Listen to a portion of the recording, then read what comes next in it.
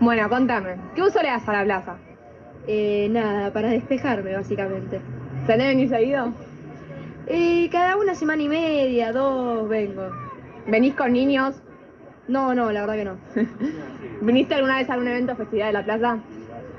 No, tal vez que me he cruzado con algún evento, pero no me he sumado, la verdad.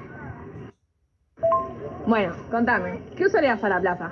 Y suelo venir a veces con amigos para despejarme más que nada. Ok, ¿solés venir seguido? Y más o menos, sí, la verdad que sí. ¿Venís con niños? No, no. ¿Viniste alguna vez a algún evento o festividad de la plaza? No, no vine nunca a ningún evento. No me llama la atención.